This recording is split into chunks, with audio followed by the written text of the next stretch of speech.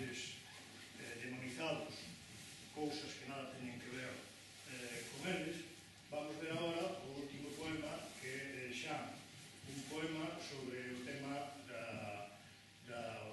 marxinación e opresión das mulleres.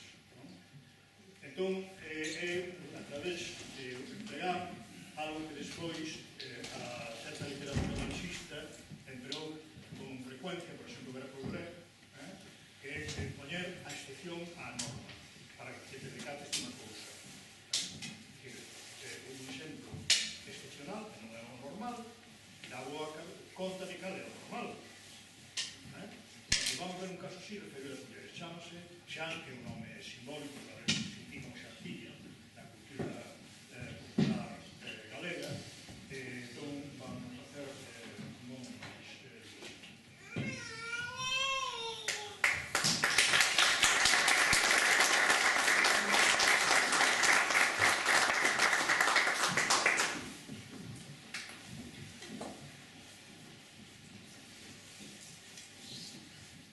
Xan vai coller peñamonte, Xan vai compoñer textos, Xan vai a podar as viñas, Xan vai a cañar os terros, e levou pola muiño, e trai o estuve a cortello, e vai a fonte por auga, e vai a misa cos nenos, e vai o leito e o caldo.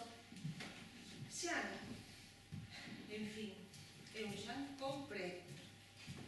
Deses que a cada muller escondiña un polo menos. Pero cando un busca un Xan, casi sempre atopa un Pedro. Pepa, a afortunada Pepa, a muller do Xan que sabemos, mentre se o home traballa, ela lava os pés no reo. Cáptalle as pulgas ao gato, peitea os longos cabelos, bótalles millo as galiñas, marmura o irmão grego, mira xa iomos no niño, bota un ollo aos mafanceiros, e lambe a nata do leite. E se pode, bota un neto coa comadre que agachado traio embaixo do mantel. E cando Xan pola noite chega cansado e famento, ela xa os pé entre as mantas e ao velo entrar dille quedo. Por Dios, non me arulles moito, que me estou mesmo morrendo. Pois que tes, minha mulleriña? Que hai de ter? Deita eses nenos, que esta madre roe en min, cal roe un can nun codelo, e ao cabo ha de dar comigo nos churros do cemiterio. Pois, minha Pepa, toma un trago de resolio que aquí teño, e durme, minha mulleriña, entre os meniños dele.